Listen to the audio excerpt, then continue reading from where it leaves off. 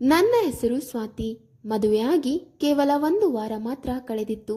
ನನ್ನ ಮಾವ ನನಗೆ ಜೋರಾಗಿ ಕೂಗಿ ಕರೆದರು. ನಮ್ಮ ಮನೆಯಲ್ಲಿ ಕೇವಲ ನಮ್ಮ ಮಾವ ಮತ್ತು ನನ್ನ ಗಂಡ ಮಾತ್ರ ಇರುತ್ತಿದ್ದರು. ಗಂಡ ಮೊದಲ ರಾತ್ರಿಯೇ ನನಗೆ ಹೇಳಿದ್ದನು, ಅಪ್ಪನಿಗೆ ತುಂಬಾ ಸಿಟ್ಟು ಬರುತ್ತದೆ, ಅವರಿಗೆ ಯಾವುದೇ ವಿಷಯಕ್ಕಾಗಿ ಆಗೋದಿಲ್ಲ ಎಂದು ಮಾತ್ರ ಹೇಳಬೇಡ, ಇಲ್ಲಂದ್ರೆ ಅವರು ಸಿಟ್ಟಿನಲ್ಲಿ ಹುಚ್ಚರಾಗುತ್ತಾರೆ. ಯಾವಾಗ ಅವರು ನನ್ನ ಗಂಡ ಶ್ರೀಕಾಂತನನ್ನು ಜೋರಾಗಿ ಕೂಗಿ ಕರೆಯುತ್ತಿದ್ದರು, ಅವರ ಒಂದೇ ಆವಾಜಿಗೆ ನನ್ನ ಗಂಡನ ಮುಖದ ಬಣ್ಣವೇ ಬದಲಾಗುತ್ತಿತ್ತು ಮತ್ತು ಒಮ್ಮೆಲೆ ಗಾಬರಿಯಿಂದ ಕೋಣೆಯಿಂದ ಹೊರಕ್ಕೆ ಓಡಿ ಬರುತ್ತಿದ್ದರು.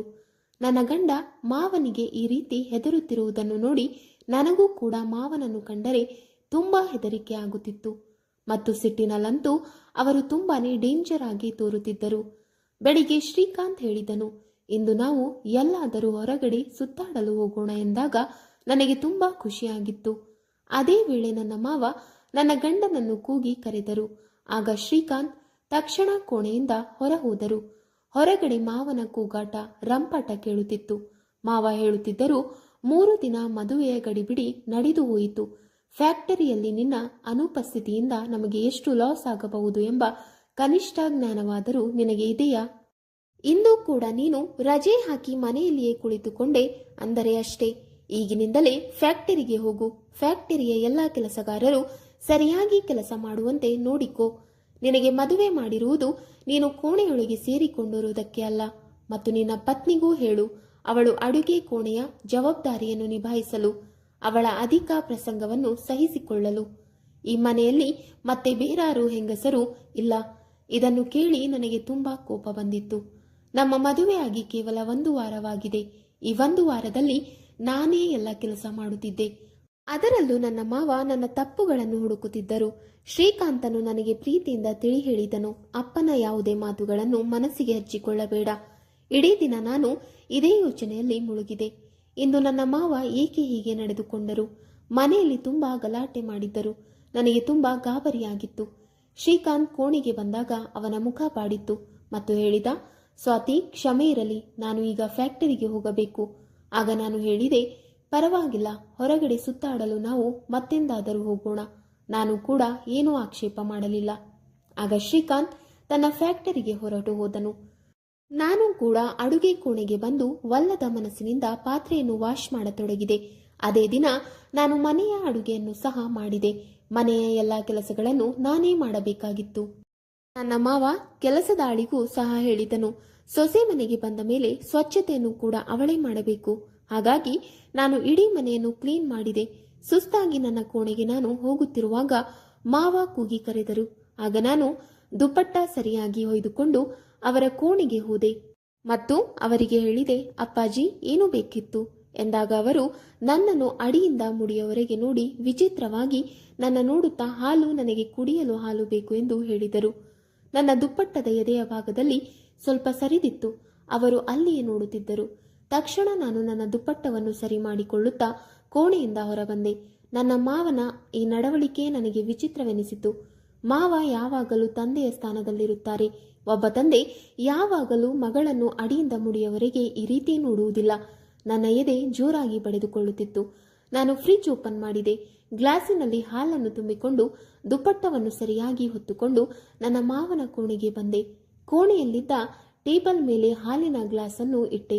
ನಾನು ಕೋಣೆಯಿಂದ ಹೊರಬರುವುದಕ್ಕಿಂತ ಮೊದಲೇ ನನ್ನ ಮಾವ ಹೇಳಿದರು, ಸ್ವಲ್ಪ ಹೊತ್ತು ನನ್ನ ಬಳಿ ಕುಳಿತುಕೋ, ನನ್ನ ಜೊತೆ ಮಾತನಾಡು.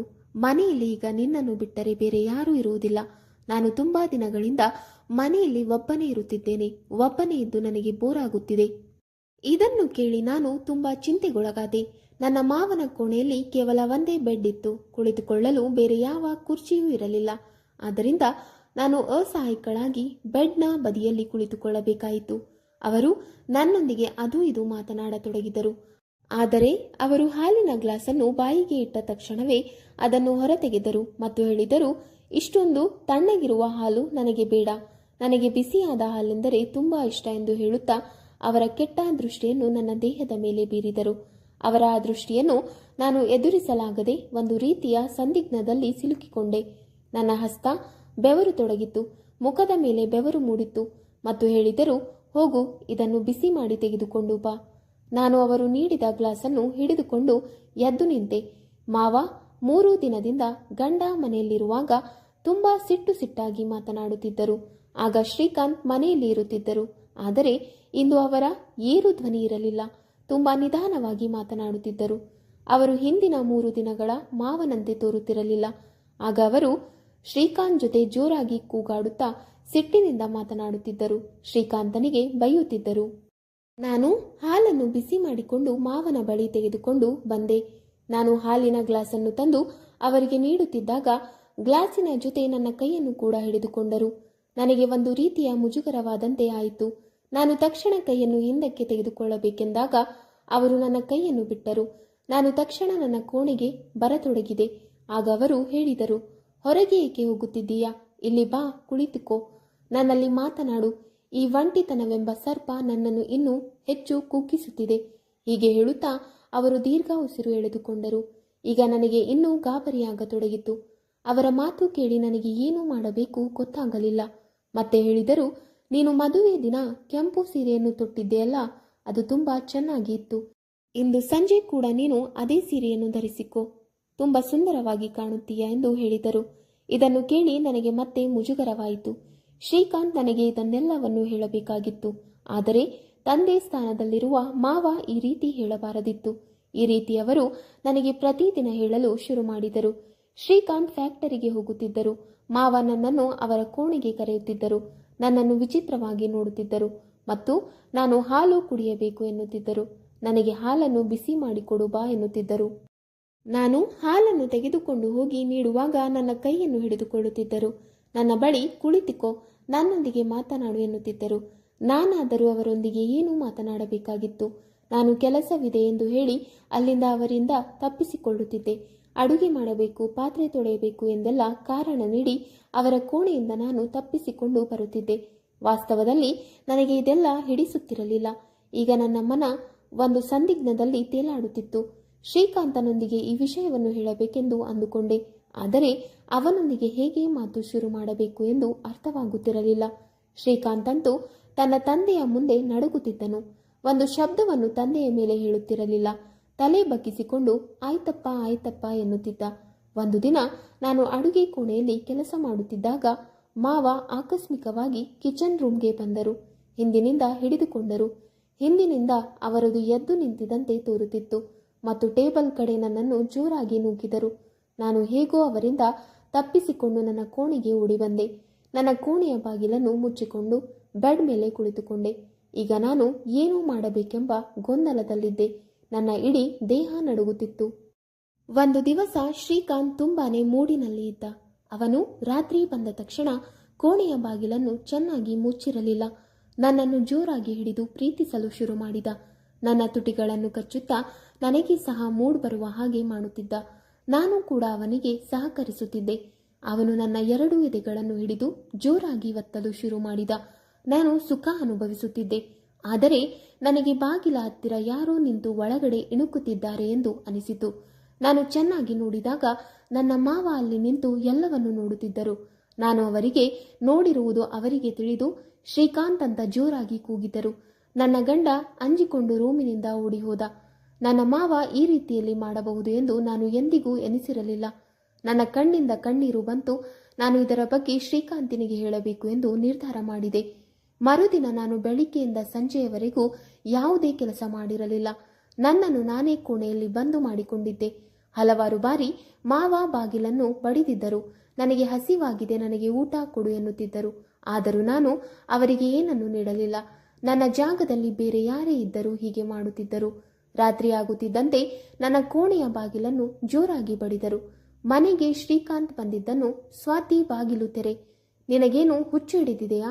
ಬೆಳಗಿನಿಂದ ಸಂಜೆಯವರೆಗೂ ಏಕೆ ಬಾಗಿಲು ಬಂದು ಮಾಡಿಕೊಂಡು ಕುಳಿತುಕೊಂಡಿದ್ದೀಯಾ? ಶ್ರೀಕಾಂತನ ಮಾತು ಕೇಳಿ ನಾನು ಬಾಗಿಲನ್ನು ತೆರೆದೆ.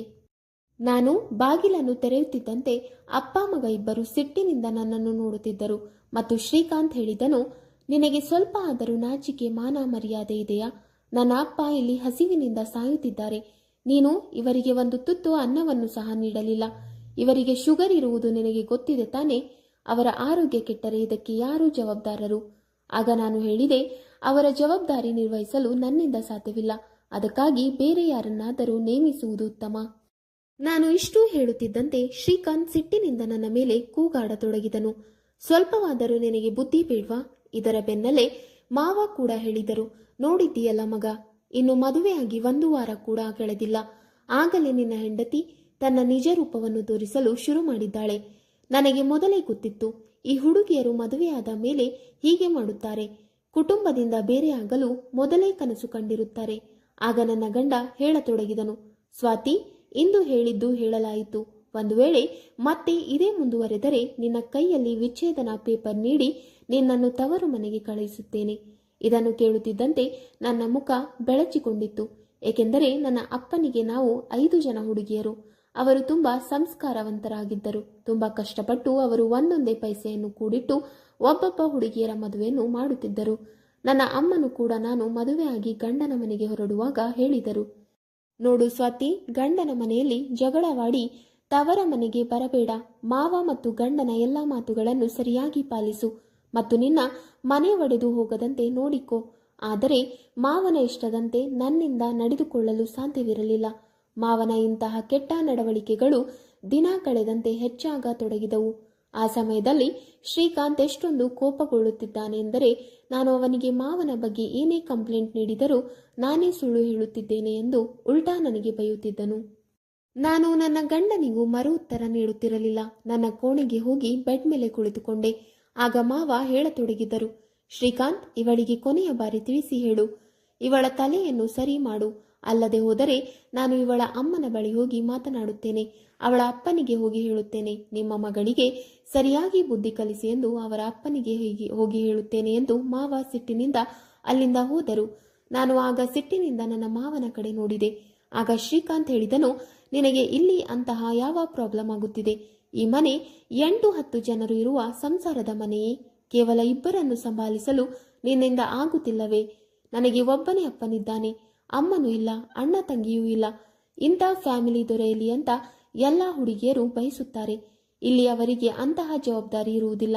ಆಗ ನಾನು ಹೇಳಿದೆ, ಇಲ್ಲಿ ನಾನು ಎಂತಹ ಪರಿಸ್ಥಿತಿಯಲ್ಲಿ ಕಾಲ ಕಳೆಯುತ್ತಿದ್ದೇನೆ ಎಂದರೆ, ಒಂದು ವೇಳೆ ನನ್ನ ಅತ್ತೆ ಅಥವಾ ಮೈದುನ ಬೇರೆ ಯಾದರೂ ಮನೆಯಲ್ಲಿ ಇದ್ದಿದ್ದರೆ ನನಗೆ ಈ ರೀತಿಯ ಪರಿಸ್ಥಿತಿ ಬರುತ್ತಿರಲಿಲ್ಲ ಎಂದಾಗ ನನ್ನ ಮಾತಿಗೆ ಶ್ರೀಕಾಂತ್ ಮತ್ತೊಮ್ಮೆ ಸಿಟ್ಟಿನಿಂದ ನೋಡಿದರು ಮತ್ತು ಹೇಳಿದರು, ನನ್ನ ಅಪ್ಪ ಯಾವ ದೊಡ್ಡ ಗಂಡಾಂತರವನ್ನು ನಿನಗೆ ತಂದು ಒಡ್ಡಿದ್ದಾರೆ. ಕೇವಲ ನೀನು 2 ಹೊತ್ತಿನ ಊಟವನ್ನಷ್ಟೇ ಅವರಿಗೆ ನೀಡುವುದಲ್ಲವೇ? ನಿನಗೆ ಇದೂ ಕೂಡ ಹೊರೆಯಾಗಿದ್ದರೆ ಈ ರೀತಿ ಗಲಾಟೆ ಮಾಡಬಾರದು. ನಾನು ಆಫೀಸಿನಿಂದ ಸುಸ್ತಾಗಿ ಮನೆಗೆ ಬರುತ್ತೇನೆ ಮತ್ತು ಮನೆಗೆ ಬರುತ್ತಿದ್ದಂತೆ ನನಗೆ ಇದನ್ನೆಲ್ಲವನ್ನು ನೋಡಲು ಆಗುವುದಿಲ್ಲ. ನನಗೆ ನೆಮ್ಮದಿ ಬೇಕು. ನೋಡು ಸ್ವಾತಿ, ನೆಮ್ಮದಿಯಿಂದ ಇರಲು ಮದುವೆ ಮಾಡಿಕೊಂಡಿದ್ದೇನೆ ಹೊರತು ಈ ಗಲಾಟೆ ಜಗಳವನ್ನು ನೋಡಲು ಅಲ್ಲ. ನಾನು ಹೇಳಿದೆ, ಶ್ರೀಕಾಂತ್, ಒಂದು ಕೆಲಸ ಮಾಡಿ ನಿನ್ನ ಅಪ್ಪನಿಗೆ ಮತ್ತೊಂದು ಮದುವೆ ಮಾಡಿಸಿ. ನಾನು ಇಷ್ಟು ಹೇಳುತ್ತಿದ್ದಂತೆ ಶ್ರೀಕಾಂತ್ ಜೋರಾಗಿ ನನ್ನ ಕೆನ್ನೆಗೆ ಒಂದು ಬಾರಿಸಿದನು ಮತ್ತು ಹೇಳಿದನು, ನಿನಗೆ ಈ ರೀತಿ ಮಾತನಾಡಲು ನಾಚಿಕೆ ಆಗುವುದಿಲ್ಲವೇ? ನನ್ನ ಅಪ್ಪನಿಗೆ 2 ಹೊತ್ತಿನ ಊಟ ಮಾಡಿ ಬಡಿಸುವುದಕ್ಕೂ ನಿನಗೆ ಭಾರವೇ ಎಂದಾಗ ನಾನು ಹೇಳಿದೆ, ನೀನು ನನ್ನ ಮಾತನ್ನು ಅರ್ಥ ಮಾಡಿಕೊಳ್ಳುತ್ತಿಲ್ಲ ಎಂದಾಗ ಅವನು ಹೇಳಿದನು, ಇದರಲ್ಲಿ ನನಗೆ ಅರ್ಥವಾಗದೇ ಇರುವಂಥದ್ದು ಏನಿದೆ? ನಿನ್ನ ಈ ಮಾತುಗಳೆಲ್ಲ ಅಸಂಬಂಧವಲ್ಲದೆ ಮತ್ತೇನು? ನನ್ನ ಅಪ್ಪನಿಗೆ ಈಗ 60 ವರ್ಷವಾಗಿದೆ. ಈ ಮುದಿ ವಯಸ್ಸಿನಲ್ಲಿ ಅವರಿಗೆ ನಡೆಯಲಾಗುತ್ತಿಲ್ಲ. ಶುಗರ್ BP ಪೇಷಂಟ್ ಆಗಿದ್ದಾರೆ. ಅಂಥದ್ರಲ್ಲಿ ನೀನು ಅವರಿಗೆ ಮದುವೆ ಮಾಡೋಣ ಎನ್ನುತ್ತಿದ್ದೀಯಲ್ಲ, ಅದರಲ್ಲೂ ಅವರಿಗೆ ಈಗ ಒಬ್ಬ ಹೆಂಗಸನ್ನು ಸಂಭಾಳಿಸಲು ಸಾಧ್ಯವೇ? ಆಗ ನಾನು ಶ್ರೀಕಾಂತನಿಗೆ ಏನೂ ಹೇಳಬೇಕೆಂದೇ ನನಗೆ ಗೊತ್ತಾಗಲಿಲ್ಲ. ಅವನ ಈ ಅಪ್ಪ ತನ್ನ ಮಗನ ಹೆಂಡತಿಯ ಮೇಲೆ ಕೆಟ್ಟ ದೃಷ್ಟಿ ಬೀರುತ್ತಿದ್ದನು. ಆಗ ನಾನು ಹೇಳಿದೆ, ಕೇವಲ ಮಾವನ ಮದುವೆಯನ್ನು ಮಾಡಿಸಿ, ನಾನು ನಿಮ್ಮ ತಂದೆ ಮತ್ತು ತಾಯಿ ಇಬ್ಬರನ್ನು ಚೆನ್ನಾಗಿ ನೋಡಿಕೊಳ್ಳುತ್ತೇನೆ ಎಂದು. ನನ್ನ ಈ ಮಾತಿಗೆ ಶ್ರೀಕಾಂತ್ ವಿಚಿತ್ರವಾಗಿ ನಕ್ಕನು ಮತ್ತು ಹೇಳಿದನು, ನಿನ್ನಿಂದ ನನ್ನ ಅಪ್ಪನಿಗೆ ಒಂದು ಹೊತ್ತಿನ ಊಟ ಮಾಡಿ ಬಡಿಸಲು ಸಾಧ್ಯವಾಗುತ್ತಿಲ್ಲ ಎಂದ ಮೇಲೆ ನೀನು ನನ್ನ ಮಲತಾಯಿಯನ್ನು ಹೇಗೆ ಸಂಭಾಳಿಸುತ್ತೀಯ? ಮನೆ, ಫ್ಯಾಕ್ಟರಿ ಎಲ್ಲವೂ ಅಪ್ಪನ ಹೆಸರಿಗಿದೆ. ಯಾರಾದರೂ ಅವರ ಪತ್ನಿಯಾಗಿ ಬಂದರೆ ಅವರು ಇದೆಲ್ಲ ಆಸ್ತಿಯನ್ನು ತಮ್ಮ ಹೆಸರಿಗೆ ತೆಗೆದುಕೊಳ್ಳಬಹುದು. ಈ ಮನೆಯಿಂದ ನನ್ನನ್ನು ಮತ್ತು ನಿನ್ನನ್ನು ಹೊರಹಾಕಬಹುದು. ಅವರ ಸಿಟ್ಟಿನಿಂದ ನಿನಗೆ ಈ ರೀತಿ ಹಿಂಸೆ ಆಗುತ್ತಿರಬೇಕು. ನಾನು ಕೂಡ ಅವರಿಗೆ ಕೋಪ ಬಂದಾಗ ಅವರ ಮಾತನ್ನು ಕೇಳುತ್ತೇನೆ, ತುಟಿಕ್ ಬಿಚ್ಚುವುದಿಲ್ಲ. ಮತ್ತೆ ಎಂದಿಗೂ ಅಪ್ಪನ ಮದುವೆ ಬಗ್ಗೆ ಮಾತ್ರ ಹೇಳಬೇಡ. ಇಷ್ಟು ಹೇಳಿ ಶ್ರೀಕಾಂತ್ ಕೋಣೆಯಿಂದ ಹೊರ ಹೋದರು. ಈಗ ನಾನು ಯೋಚನೆಯಲ್ಲಿ ಮುಳುಗಿದೆ. ನನ್ನ ಗಂಡ ನಾನು ಹೇಳಿದ ಯಾವುದೇ ಮಾತನ್ನು ಕೇಳುತ್ತಿಲ್ಲ. ಈಗ ನಾನೇನು ಮಾಡಲಿ? ಮಾವನ ಕಿರುಕುಳವನ್ನಂತೂ ನನ್ನಿಂದ ಸಹಿಸಿಕೊಳ್ಳಲು ಸಾಧ್ಯವಿಲ್ಲ. ತವರಿಗೆ ಹೋಗುವುದೆಂದರೆ ನನ್ನ ತವರು ಮನೆಯನ್ನು ಇನ್ನೂ ಹಾಳು ಮಾಡಿದಂತೆ ಆಗುತ್ತದೆ. ನನ್ನಂತಹ ಹುಡುಗಿಯರಿಗೆ ಎಂತಹ ಅಸಹಾಯಕ ಪರಿಸ್ಥಿತಿ ಬಂದಿ ಒದಗುತ್ತದೆ. ನಮ್ಮ ಮನೆ ತುಂಬಿಸಿಕೊಳ್ಳಲು ನಾವು ಇದೆಲ್ಲವನ್ನು ಸಹಿಸಿಕೊಳ್ಳಬೇಕೇ? ಒಂದು ವೇಳೆ ನಾನು ವಿಚ್ಛೇದನವನ್ನು ಪಡೆದುಕೊಂಡರೂ ಸಹ ಮತ್ತೊಮ್ಮೆ ನನ್ನ ಮದುವೆ ಆಗುವುದಿಲ್ಲ. ಒಂದು ವೇಳೆ ಮದುವೆ ಆದರೂ ನನ್ನ ತಂಗಿಯವರಿಗೆ ವಿಚ್ಛೇದನ ಪಡೆದವಳ ತಂಗಿ ಎಂಬ ಸಂಬಂಧ ಬರುವುದು ನಿಂತು ಹೋಗುವುದು. ನಾನು ಗೊಂದಲಕ್ಕೀಡಾಗಿ ಅಳಲು ಶುರು ಮಾಡಿದೆ. ಮರುದಿವಸ ಶ್ರೀಕಾಂತ್ ಕೂಗಿ ಕರೆದಿದ್ದರಿಂದ ನಾನು ದುಪ್ಪಟ್ಟದಿಂದ ಕಣ್ಣೀರನ್ನು ಒರೆಸಿಕೊಂಡೆ ಮತ್ತು ಹತ್ತಿರ ಹೋದಾಗ ಹೇಳಿದನು, ಸ್ವಾತಿ, ಬೇಗ ಬಾ, ಆದಷ್ಟು ಬೇಗ ನಮಗೆ ತಿಂಡಿ ಮಾಡಿಕೊಡು. ಅಪ್ಪನಿಗೆ ಹೊರಗಡೆ ಊಟ ಜೀರ್ಣವಾಗುವುದಿಲ್ಲ. ನಾನು ಅಡುಗೆ ಕೋಣೆಗೆ ಹೋಗಿ ತಿಂಡಿಯನ್ನು ಮಾಡಿದೆ ಮತ್ತು ನನ್ನ ಕೋಣೆಗೆ ಬಂದೆ. ನಾನು ಆ ದಿನ ಊಟ ಕೂಡ ಮಾಡಲಿಲ್ಲ. ಆದರೆ ಶ್ರೀಕಾಂತ್ ಒಮ್ಮೆಯೂ ಕೂಡ ನನ್ನನ್ನು ಕೇಳಲಿಲ್ಲ. ನೀನು ಇಡೀ ದಿನ ಏನು ತಿಂದಿಲ್ಲ, ಈಗ ಊಟ ಮಾಡು ಎಂದು ಕೂಡ ಹೇಳಲಿಲ್ಲ. ಗಂಡ ಎಂದು ಹೆಂಡತಿಯ ಕಾಳಜಿ ವಹಿಸುವುದಿಲ್ಲ. ಕೇವಲ ಅವರಿಗೆ ತಮ್ಮ ಕೆಲಸ ಆದರೆ ಆಯಿತು. ಶ್ರೀಕಾಂತನ ಮನಸ್ಥಿತಿಯೂ ಕೂಡ ಇಂತಹ ಗಂಡಸರ ಮನಸ್ಥಿತಿಯಂತೆ ಇತ್ತು. ಅದಾದ ಮೇಲೆ ಅವರು ತಮ್ಮ ಬಾಯಿ ಮುಚ್ಚಿಕೊಂಡು ಶ್ರೀಕಾಂತ್ ಫ್ಯಾಕ್ಟರಿಗೆ ಹೊರಟು ಹೋದ ಮೇಲೆ ಮತ್ತೆ ಮಾವನು ನನಗೆ ಕೂಗಿ ಕರೆತೊಡಗಿದನು. ನಾನು ತುಂಬಾ ಅಸಹಾಯಕಳಾಗಿ ಹೆದರಿಕೆಯಿಂದ ಅವರ ಕೋಣೆಗೆ ಹೋದೆ. ನನ್ನನ್ನು ನೋಡಿ ಅವರು ವಿಚಿತ್ರವಾಗಿ ನಗತೊಡಗಿದರು. ನೀನೇನು ಅಂದುಕೊಂಡಿದ್ದಿ? ನೀನು ನನ್ನ ಬಗ್ಗೆ ಏನೇ ಹೇಳಿದರೂ ನನ್ನ ಮಗ ಕೇಳುತ್ತಾನೆ ಎಂದುಕೊಂಡೆಯಾ? ನಿನಗಾಗಿ ನನ್ನ ಮಗ ನನ್ನನ್ನು ಬಿಡುತ್ತಾನೆಯೇ? ನನ್ನಿಂದ ಬೇರೆಯಾಗಿ ನಿನಗೆ ಬೇರೆ ಮನೆ ಮಾಡಿಕೊಡುತ್ತಾನಾ? ಹಾಗಾದರೆ ಇಲ್ಲಿ ಕೇಳು. ನೀನು ಬದಲಾದರೆ ಎಲ್ಲರಿಗೂ ಒಳ್ಳೆಯದು. ಅವನಿಗೆ ಇಷ್ಟವಿದ್ದರೂ ಅವನು ನನ್ನನ್ನು ಕೇಳದೆ ಎಲ್ಲಿಯೂ ಹೋಗುವ ಹಾಗಿಲ್ಲ. ಅಥವಾ ನೀನು ಕೂಡ. ಅದರಿಂದಲೇ ನಾನು ಯಾವುದೇ ಶ್ರೀಮಂತ ಮನೆಯ ಹುಡುಗಿಯನ್ನು ನನ್ನ ಮಗನಿಗೆ ಮದುವೆ ಮಾಡಿಸಿಕೊಂಡು ಬರಲಿಲ್ಲ. ನಾನು ಹಾಗೆ ಮಾಡಿದ್ದರೆ ಅವಳು ನನ್ನ ಮಗನನ್ನು ಮನೆಯಿಂದ ಕರೆದುಕೊಂಡು ಹೊರ ಹೋಗುತ್ತಿದ್ದಳು. ಆದ್ದರಿಂದ ನನ್ನ ಮಗನಿಗೆ ನಿನ್ನನ್ನು ಮದುವೆ ಮಾಡಿಸಿಕೊಂಡು ಬಂದೆ.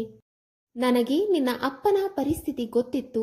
ಮತ್ತೊಮ್ಮೆ ನೀನು ತವರು ಮನೆಗೆ ಹೋದರೂ ಕೂಡ ಅವರು ನಿನ್ನನ್ನು ತಮ್ಮ ಮನೆಯಲ್ಲಿ ಇಟ್ಟುಕೊಳ್ಳಲಾರರು ಅಥವಾ ನಿನಗೆ ಮತ್ತೊಂದು ಮದುವೆ ಮಾಡುವಷ್ಟು ಅವರು ಶಕ್ತರಲ್ಲ. ಒಂದು ವೇಳೆ ನಿನ್ನ ಜೀವನ ಸುಗಮವಾಗಬೇಕೆಂದರೆ ನೀನು ನಾನು ಹೇಳಿದಂತೆ ಕೇಳಬೇಕು. ಇದರಿಂದ ನಾನು ತುಂಬಾ ಚಿಂತೆ ಒಳಗಾದೆ. ಮತ್ತೆ ಮಾವ ಹೇಳಿದರು, ಹೋಗು, ನನಗಾಗಿ ಬಿಸಿ ಹಾಲನ್ನು ತೆಗೆದುಕೊಂಡು ಬಾ ಎನ್ನುತ್ತಾ ನನ್ನ ಎದೆಯ ಭಾಗವನ್ನೇ ಗುರಾಯಿಸಿ ನೋಡುತ್ತಿದ್ದರು. ಆದರೆ ಈ ಮಾತು ನನ್ನೊಳಗೆ ಬೆಂಕಿ ಹೊತ್ತಿಸಿದಂತೆ ಆಗುತ್ತಿತ್ತು. ನಾನು ನನಗೆ ಏನಾದರೂ ಮಾಡಿಕೊಳ್ಳಬೇಕೆಂದು ಯೋಚಿಸುತ್ತಿದ್ದೆ.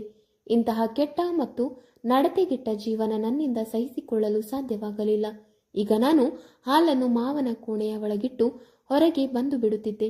ಅವರ ಬಳಿ ಕುಳಿತುಕೊಳ್ಳುತ್ತಿರಲಿಲ್ಲ, ಮಾತನ್ನು ಕೂಡ ಆಡುತ್ತಿರಲಿಲ್ಲ. ಹೆಚ್ಚಿನ ಸಮಯ ನನ್ನ ಕೋಣೆಯಲ್ಲಿ ಕಳೆಯತೊಡಗಿದೆ. ಒಂದು ದಿನವಂತೂ ಅವರು ಎಲ್ಲವನ್ನೂ ಮೀರಿಬಿಟ್ಟಿದ್ದರು. ಮಾವ ನನ್ನ ಗಂಡ ಶ್ರೀಕಾಂತ್ ಇದ್ದಾರೆ ಎಂದು ಕೂಡ ನೋಡಲಿಲ್ಲ. ರಾತ್ರಿ ಊಟ ಮಾಡುತ್ತಿದ್ದೆವು. ಮಾವನ ಆಸೆಯಂತೆ ಬಿರಿಯಾನಿ ಮಾಡಿದ್ದೆನು. ತುಂಬ ಚೆನ್ನಾಗಿ ಮಾಡಿದ್ದೆ. ಆಗ ಮಾವ, ಇದಂತೂ ಸೊಸೆ ನನ್ನನ್ನು ತುಂಬ ಖುಷಿ ಮಾಡಿದಳು, ತುಂಬ ಮಜಾ ಅನುಭವಿಸುವ ಅಡುಗೆ ಮಾಡಿದ್ದಾಳೆ. ಶ್ರೀಕಾಂತ್ ಇದನ್ನು ಕೇಳಿ ಮುಗುಳು ನಕ್ಕನು. ತುಂಬ ಗರ್ವದಿಂದ ನನ್ನನ್ನು ನೋಡಿದನು. ಇದರಿಂದ ನನಗೆ ಸ್ವಲ್ಪವೂ ಖುಷಿಯಾಗಲಿಲ್ಲ.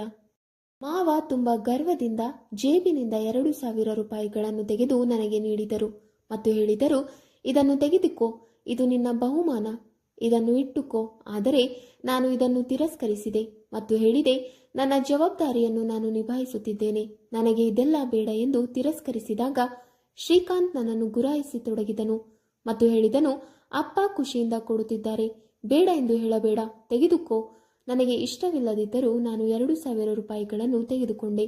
ಪಾತ್ರೆಯನ್ನು ಎತ್ತಿಕೊಂಡು ನಿಲ್ಲುತ್ತಿದ್ದಂತೆ ನನ್ನ ಮಾವನು ಸಹ ಎದ್ದು ನಿಂತನು. ನನ್ನ ಕಡೆ ಬಂದು ನನ್ನನ್ನು ಅಪ್ಪಿಕೊಂಡನು ಮತ್ತು ನನ್ನ ಹಣೆಗೆ ಮುತ್ತಿಟ್ಟನು. ನಾನು ಆಗ ಹೇಗೆ ನಿಂತಿದ್ದೇನೆಂದರೆ ಕಲ್ಲಿನ ಮೂರ್ತಿಯಂತೆ ನಿಂತಿದ್ದೆ ಮತ್ತು ಮಾವ ಹೇಳಿದನು, ಇಂದು ನೀನು ಬದಲಾಗಿದ್ದರಿಂದ ನಾನು ತುಂಬ ಖುಷಿಯಾಗಿದ್ದೇನೆ. ನೀನು ಹೀಗೆ ಇದ್ದರೆ ಆದಷ್ಟು ಬೇಗ ನನ್ನ ಮನದಲ್ಲಿ ನೆಲೆಸುತ್ತೀಯಾ ಎನ್ನುತ್ತಾ ತನ್ನ ಕೋಣೆಗೆ ಹೊರಟು ಹೋದರು. ನಾನು ಶ್ರೀಕಾಂತನನ್ನೇ ನೋಡುತ್ತಿದ್ದೆ. ಅವನ ಮುಖದ ಮೇಲೆ ಯಾವುದೇ ರೀತಿಯ ಭಾವನೆಯೂ ಇರಲಿಲ್ಲ. ನನಗೆ ಇದರಿಂದ ತುಂಬ ನೋವಾಯಿತು. ಆಗ ನಾನು ಶ್ರೀಕಾಂತನಿಗೆ ಹೇಳಿದೆ, ಅಪ್ಪಾಜಿ, ಅದು ಇದೆಂತಹ ನಡವಳಿಕೆ? ನಾನು ಅವರ ಸ್ವಂತ ಮಗಳಲ್ಲ, ನನ್ನಿಂದ ದೂರವಿದ್ದು ಮಾತನಾಡಲು ಹೇಳಿ. ನನ್ನನ್ನು ಅಪ್ಪಿಕೊಳ್ಳಲು ಅವರಿಗೆ ಯಾವ ಹಕ್ಕಿದೆ? ಒಂದು ನಿರ್ದಿಷ್ಟ ವಯಸ್ಸಿನ ನಂತರ ಅಪ್ಪ ಮಗಳನ್ನು ಕೂಡ ಭಗವಂತ ದೂರವಿರಲು ಹೇಳಿದ್ದಾನೆ ಮತ್ತು ಅಮ್ಮ ಮಗನು ಕೂಡ. ನನ್ನ ಈ ಮಾತಿಗೆ ಶ್ರೀಕಾಂತ್ ಮತ್ತೆ ಕೂಗಾಡಿದನು. ಮತ್ತು ಹೇಳಿದನು, ನೀನು ಇಷ್ಟು ಕನಿಷ್ಠವಾಗಿ ಯೋಚಿಸುತ್ತೀಯಾ ಎಂದು ನಾನು ಅಂದುಕೊಂಡಿರಲಿಲ್ಲ. ನನ್ನ ಅಪ್ಪ ನಿನ್ನನ್ನು ಯಾವಾಗಲೂ ಮಗಳು ಎಂದೇ ತಿಳಿದುಕೊಂಡಿದ್ದಾರೆ. ಅವರು ಸ್ವಲ್ಪ ನಿನ್ನನ್ನು ಮುಟ್ಟಿ ಮಗಳಂತೆ ಪ್ರೀತಿ ಮಾಡಿದರೆ ಏನಾಯಿತು? ನೀನು ತುಂಬಾ ವಿಚಿತ್ರವಾದ ಹುಡುಗಿ. ಇದನ್ನೆಲ್ಲ ಯೋಚಿಸುವುದರ ಬದಲು ನನ್ನ ಅಪ್ಪನ ಮನಸ್ಸಿನಲ್ಲಿ ಜಾಗ ಮಾಡಿಕೊ.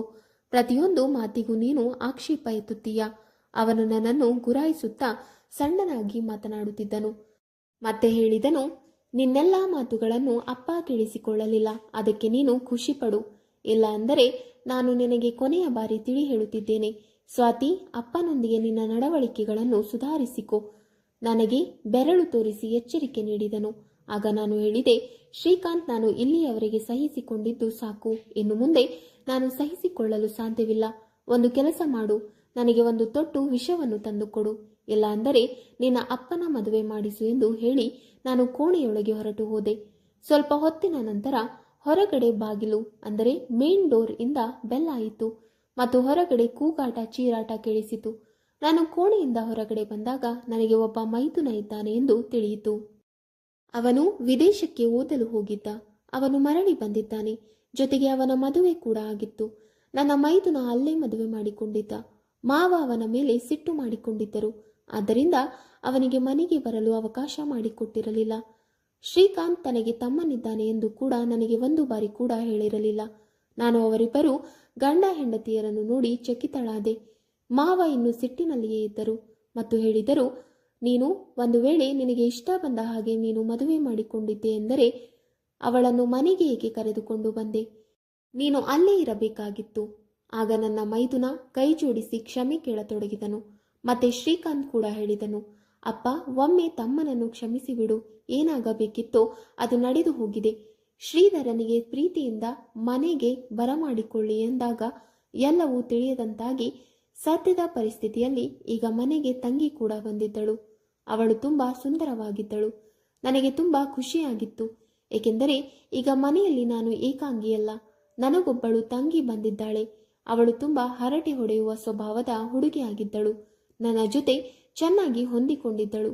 ಶ್ರೀಧರ್ ಶ್ರೀಕಾಂತನೊಂದಿಗೆ ಫ್ಯಾಕ್ಟರಿಗೆ ಹೋಗಲು ಶುರು ಮಾಡಿದನು. ನನ್ನ ಮಾವನ ಗಮನ ಈಗ ನನ್ನಿಂದ ಹೋಗಿ ನನ್ನ ತಂಗಿಯ ಕಡೆ ಅಂದರೆ ನನ್ನ ಮೈದುನನ ಹೆಂಡತಿಯ ಕಡೆ ತಿರುಗಿತು. ಒಂದು ರಾತ್ರಿ ಊಟ ಮಾಡುತ್ತಿರುವಾಗ ಮಾವ ಹೇಳಿದರು, ಈಗ ನನ್ನ ಎಲ್ಲ ಕೆಲಸವನ್ನು ನನ್ನ ಚಿಕ್ಕ ಸೊಸೆ ಮಾಡುತ್ತಾಳೆ. ಅವಳು ಕೂಡ ಖುಷಿಯಿಂದ ತಯಾರಾದಳು ಮತ್ತು ಅವಳು ಹೇಳಿದಳು, ಸರಿ ಅಪ್ಪಾಜಿ, ನಿಮಗೆ ಏನು ಬೇಕಾದರೂ ನನ್ನನ್ನು ಕೇಳಿ, ನಾನು ನಿಮಗೆ ಸಹಾಯ ಮಾಡುತ್ತೇನೆ. ಪ್ರೀತಿ ಇದನ್ನು ಕೇಳಿ ಮುಗುಳು ನಕ್ಕಳು. ಕೆಲವು ದಿನಗಳು ಹೀಗೆ ಕಳೆದಿತ್ತು. ಒಂದು ದಿನ ನನ್ನ ತಂಗಿ ಪ್ರೀತಿ ಮಾವನ ಕೋಣೆಯಿಂದ ಹೊರ ಬಂದಾಗ ತುಂಬಾ ಹೆದರಿದ್ದಳು. ಪದೇ ಪದೇ ತನ್ನ ಮುಖದ ಬೆವರನ್ನು ಒರೆಸಿಕೊಳ್ಳುತ್ತಿದ್ದಳು. ಅವಳು ಎಂತಹ ತೊಂದರೆಯಲ್ಲಿ ಸಿಲುಕಿಕೊಂಡಿದ್ದಳು ಎಂದು ನನಗೆ ಅರ್ಥವಾಗಿತ್ತು. ಅವಳು ಅಡುಗೆ ಮನೆಗೆ ಹೋಗಿ ಏನೂ ಮಾತನಾಡದೆ ಪಾತ್ರೆಯನ್ನು ತೊಳೆಯತೊಡಗಿದಳು. ನಾನು ಕೇಳಿದೆ, ಏನಾಯಿತು? ಆಗ ಅವಳು ಹೇಳಿದಳು, ನನಗೆ ಮಾವನ ನಡವಳಿಕೆಗಳು ತುಂಬಾ ವಿಚಿತ್ರವಾಗಿ ಕಾಣುತ್ತಿದೆ. ಅವರು ವಿಚಿತ್ರವಾಗಿ ನನ್ನನ್ನು ನೋಡುತ್ತಾರೆ, ಕೈಯನ್ನು ಹಿಡಿದುಕೊಳ್ಳುತ್ತಾರೆ, ಆಕಸ್ಮಿಕವಾಗಿ ನನ್ನನ್ನು ತಪ್ಪಿಕೊಳ್ಳುತ್ತಾರೆ, ಒಮ್ಮೊಮ್ಮೆ ವಿಚಿತ್ರವಾಗಿ ಮಾತನಾಡುತ್ತಾರೆ. ಇದನ್ನು ಕೇಳಿ ನನ್ನ ಕಿವಿ ಕೆಂಪಾಯಿತು ಮತ್ತು ಅವಳು ಹೇಳಿದಳು, ನಾನು ಶ್ರೀಧರನೊಂದಿಗೆ ಇದರ ಬಗ್ಗೆ ಮಾತನಾಡುತ್ತೇನೆ. ಅವರು ನನ್ನ ತಂದೆ ತುಂಬಾ ಒಳ್ಳೆಯವರೆಂದು ಹೇಳುತ್ತಿದ್ದರು. ಆದರೆ ಇವರಂತೂ ಮಾತು ಮಾತಿಗೂ ನನ್ನ ಹತ್ತಿರ ಬರಲು ಪ್ರಯತ್ನಿಸುತ್ತಾರೆ. ನನ್ನನ್ನು ತಮ್ಮ ಬಳಿ ಸೆಳೆದುಕೊಳ್ಳಲು ಪ್ರಯತ್ನಿಸುತ್ತಾರೆ. ನನಗೆ ಇದೆಲ್ಲವೂ ಇಷ್ಟವಾಗುವುದಿಲ್ಲ. ಆಗ ನಾನು ಹೇಳಿದೆ, ಇವರಿಬ್ಬರು ಅಣ್ಣ ತಮ್ಮ ಎಂದಿಗೂ ನಮ್ಮ ಮಾತನ್ನು ಕೇಳುವುದಿಲ್ಲ. ತನ್ನ ತಂದೆಯ ಪರವಾಗಿಯೇ ಮಾತನಾಡುತ್ತಾರೆ. ಇಷ್ಟು ದಿವಸ ನಾನು ಕೂಡ ಇದೇ ಪರಿಸ್ಥಿತಿಯಲ್ಲಿ ಸಿಲುಕಿಕೊಂಡು ಗೊಂದಲಕ್ಕೀಡಾಗಿದ್ದೆ. ಆದರೆ ನಾನು ಶ್ರೀಕಾಂತನಿಗೆ ಹೇಳಿದರೂ ಕೂಡ ಅವನು ನನ್ನ ಯಾವುದೇ ಮಾತನ್ನು ಕೇಳಲಿಲ್ಲ. ಆಗ ನನ್ನ ತಂಗಿ ಹೇಳಿದಳು, ಶ್ರೀಧರನಿಗೆ ಎಲ್ಲವನ್ನು ಕ್ಲಿಯರ್ ಆಗಿ ಹೇಳುತ್ತೇನೆ. ಒಂದು ವೇಳೆ ಅಪ್ಪಾಜಿ ಇದನ್ನೇ ಮುಂದುವರಿಸಿದರೆ ನಾನು ಬೇರೆ ಮನೆ ಮಾಡು ಎಂದು ಹೇಳುತ್ತೇನೆ. ಮತ್ತೆ ಜಗಳ ಶುರುವಾಗಿತ್ತು. ಈ ಮೊದಲು ಈ ಜಗಳ ನನ್ನ ಮತ್ತು ಶ್ರೀಕಾಂತ್ ನಡುವೆ ನಡೆಯುತ್ತಿತ್ತು. ಈಗ ಶ್ರೀಧರ್ ಮತ್ತು ಪ್ರೀತಿ ನಡುವೆ ನಡೆಯುತ್ತಿದೆ. ಶ್ರೀಧರ್ ಹೇಳಿದನು, 2 ವರ್ಷ ಹೊರದೇಶದಲ್ಲಿ ಒಂಟಿಯಾಗಿ ಒಬ್ಬನೇ ಇದ್ದೇನೆ. ಮನೆಗೆ ಬಂದ ಮೇಲೆ ಅಪ್ಪನಿಗಾಗಿ 2 ಹೊತ್ತಿನ ಊಟವನ್ನು ಮಾಡಿಕೊಡಲು ಯಾವ ಹೊಸ ನಾಟಕ ಶುರು ಮಾಡಿದ್ದೀಯಾ ಎಂದು ತನ್ನ ಹೆಂಡತಿಯನ್ನು ಕೇಳುತ್ತಿದ್ದ. ಶ್ರೀಕಾಂತ್ ಕೂಡ ನನ್ನೊಂದಿಗೆ ಇದೇ ರೀತಿ ಜಗಳವಾಡುತ್ತಿದ್ದನು. ಆದರೆ ಪ್ರೀತಿ ಇದನ್ನು ಒಪ್ಪಿಕೊಳ್ಳದೆ ಶ್ರೀಧರನನ್ನು ಡೈವರ್ಸ್ ಕೇಳುತ್ತಿದ್ದಳು. ಆ ದಿನ ರಾತ್ರಿ ಶ್ರೀಕಾಂತ್ ಕೋಣೆಗೆ ಬಂದಾಗ ತುಂಬಾ ಗಂಭೀರವಾಗಿದ್ದನು. ಆಗ ನಾನು ಅವನಿಗೆ ಕೇಳಿದೆ, ಶ್ರೀಕಾಂತ್, ಈಗಲೂ ನೀವು ನನ್ನದೇ ತಪ್ಪು ಎಂದು ಹೇಳುತ್ತೀರಾ? ಇದೇ ಕಂಪ್ಲೇಂಟ್ ನಾನು ಕೂಡ ಅಪ್ಪಾಜಿಯವರ ಮೇಲೆ ಮಾಡಿದ್ದೆ. ಈಗ ಪ್ರೀತಿ ಕೂಡ ಇದೇ ಕಂಪ್ಲೇಂಟ್ ಮಾಡುತ್ತಿದ್ದಾಳೆ. ಇದರ ಅರ್ಥ ಎಲ್ಲೋ ಒಂದು ಕಡೆ ಅಪ್ಪಾಜಿ ತಪ್ಪಾಗಿ ನಡೆದುಕೊಳ್ಳುತ್ತಿದ್ದಾರೆ ಎಂದು ನಿಮಗೆ ಅನಿಸುವುದಿಲ್ಲವೇ? ನಾನು ಸತ್ಯವನ್ನೇ ಹೇಳುತ್ತಿದ್ದೇನೆ. ಮಾವನಿಗೆ ಒಬ್ಬ ಪತ್ನಿಯ ಅವಶ್ಯಕತೆ ಇದೆ. ಅವರಿಗೆ ವಯಸ್ಸು 60 ಆಗಿರಬಹುದು. ನೀವು ನಿಮ್ಮ ಅಮ್ಮ ವಿಧಿವಶರಾದ ನಂತರ ಆಗಲೇ ಅಪ್ಪಾಜಿಯವರ ಮತ್ತೆ ಮದುವೆ ಮಾಡಬೇಕಿತ್ತು. ಹಾಗೆ ಮಾಡಿದ್ದರೆ ಅವರು ನಮ್ಮನ್ನು ತಮ್ಮ ತಮ್ಮ ಮಕ್ಕಳಂತೆ ತೆಗೆದುಕೊಳ್ಳುತ್ತಿದ್ದರು. ಬಹುಶಃ ನನ್ನ ಮಾತುಗಳು ಈಗ ಶ್ರೀಕಾಂತನಿಗೆ ಅರ್ಥವಾಗಿದ್ದವು. ಒಮ್ಮೆ ಶ್ರೀಕಾಂತ್ ಅಪ್ಪನಲ್ಲಿ ಮತ್ತೊಂದು ಮದುವೆ ಬಗ್ಗೆ ಹೇಳಿದನು. ಮೊದಲು ಅವರು ಸಿಟ್ಟಾದರು ಮತ್ತು ಹೇಳಿದರು, ನಾನು ಈ ವಯಸ್ಸಿನಲ್ಲಿ ಮದುವೆ ಮಾಡಿಕೊಳ್ಳುವುದು ನಿಮ್ಮ ತಲೆ ಕೆಟ್ಟಿದೆ ಏನು ಎಂದು ಕೇಳಿದಾಗ ಶ್ರೀಕಾಂತ್ ಹೇಳಿದನು, ಒಬ್ಬಳು ವಿಧವೆ ಇದ್ದಾಳೆ. ಒಂದು ವೇಳೆ ನೀವು ಅವಳಿಗೆ ಆ ಸರಿಯಾದ ನಾಚಿಕೆ ಪಡುವಂತಹ ವಿಷಯವೇನಿಲ್ಲ. ಆ ಮಹಿಳೆಗೂ ಸಹ 40ರಿಂದ 50 ವರ್ಷವಾಗಿರಬಹುದು. ಅವಳು ತನ್ನ ಅಣ್ಣ ಅತ್ತಿಗೆಯರ ಕಿರುಕುಳಕ್ಕೆ ಒಳಗಾಗಿ ತುಂಬಾ ಕಷ್ಟದಿಂದ ಜೀವನವನ್ನು ಸಾಗಿಸುತ್ತಿದ್ದಾಳೆ. ಮೊದಲು ಅಪ್ಪಾಜಿ ಮದುವೆ ಬೇಡವೆಂದು ಹೇಳಿದರು. ಮತ್ತೆ 4 ದಿನಗಳ ನಂತರ ಸ್ವತಃ ಅವರೇ ಹೇಳಿದರು, ಸರಿ, ನಾನು ಅವಳನ್ನು ಮದುವೆ ಆಗುತ್ತೇನೆ. ಸ್ವಲ್ಪ ದಿನಗಳಲ್ಲಿ ಅವಳಿಗೂ ಮತ್ತು ನನ್ನ ಮಾವನಿಗೂ ಮದುವೆ ಆಯಿತು. ಇದರ ವ್ಯತ್ಯಾಸ ಮನೆಯಲ್ಲಿ ಕಾಣತೊಡಗಿತು. ಶ್ರೀಕಾಂತ್ ಕೂಡ ಈಗ ಅವನೇ ಹೇಳುತ್ತಿದ್ದನು, ಸ್ವಾತಿ, ನೀನು ಹೇಳುತ್ತಿರುವುದು ಸರಿಯಾಗಿತ್ತು. ಅಪ್ಪನಿಗೆ ಒಬ್ಬಳು ಪತ್ನಿಯ ಅವಶ್ಯಕತೆ ಇತ್ತು. ನನ್ನ ಹೊಸ ಅತ್ತೆ ಮಾವನನ್ನು ತುಂಬಾ ಚೆನ್ನಾಗಿ ನೋಡಿಕೊಳ್ಳುತ್ತಿದ್ದಳು. ಈಗ ಮಾವ ಮತ್ತು ನನ್ನ ಹೊಸ ಅತ್ತೆ ಇಡೀ ರಾತ್ರಿಯೆಲ್ಲ ಚೆನ್ನಾಗಿ ಎಂಜಾಯ್ ಮಾಡುತ್ತಿದ್ದರು. ರಾತ್ರಿಯೆಲ್ಲ ನನ್ನ ಅತ್ತೆ ಸುಖದಿಂದ ನರಳುವ ಶಬ್ದಗಳು ಕೇಳಿಸುತ್ತಿತ್ತು. ಈಗ ಮಾವ ನಮ್ಮ ಮೇಲೆ ಕೆಟ್ಟ ದೃಷ್ಟಿ ಬೀರುತ್ತಿರಲಿಲ್ಲ. ನಮ್ಮ ಸಮಾಜದಲ್ಲಿ ಒಂದು ವೇಳೆ ಅಪ್ಪನಿಗೆ ವಯಸ್ಸಾಯಿತೆಂದರೆ ಮಕ್ಕಳು ಅವರಿಗೆ ಮತ್ತೊಂದು ಮದುವೆ ಆಗಲು ಅವಕಾಶ ಮಾಡಿಕೊಡುವುದಿಲ್ಲ. ಇದು ನಮ್ಮ ಸಮಾಜದಲ್ಲಿ ಕಾಮನ್ ಆಗಿದೆ. ಇದರಿಂದಾಗಿ ಮನೆಯಲ್ಲಿ ಈ ರೀತಿಯ ಸಂಬಂಧಗಳು ಹಾಳಾಗಲು ಶುರುವಾಗುತ್ತವೆ. ಅದರ ವ್ಯತಿರಿಕ್ತ ಪರಿಣಾಮವನ್ನು ಮನೆಗೆ ಬರುವ ಸೊಸೆಯಂದಿರು ಅನುಭವಿಸಬೇಕಾಗುತ್ತದೆ. ಅಂತಹ ತೊಂದರೆಯಲ್ಲಿ ನಾನು ಮತ್ತು ಪ್ರೀತಿ ಕೂಡ ಸಿಲುಕಿಕೊಳ್ಳಬೇಕಾಯಿತು. ವೀಕ್ಷಕರೇ, ನಿಮಗೆ ಈ ಕಥೆಯ ಬಗ್ಗೆ ಇರುವ ಅಭಿಪ್ರಾಯಗಳನ್ನು ಕಮೆಂಟ್ ಬಾಕ್ಸ್ನಲ್ಲಿ ತಿಳಿಸಿ. ಇಂತಹ ಇಂಟ್ರೆಸ್ಟಿಂಗ್ ಸ್ಟೋರೀಸ್ಗಳಿಗಾಗಿ ನಮ್ಮ ಚಾನಲನ್ನು ಸಬ್ಸ್ಕ್ರೈಬ್ ಮಾಡಿ. ಧನ್ಯವಾದಗಳು.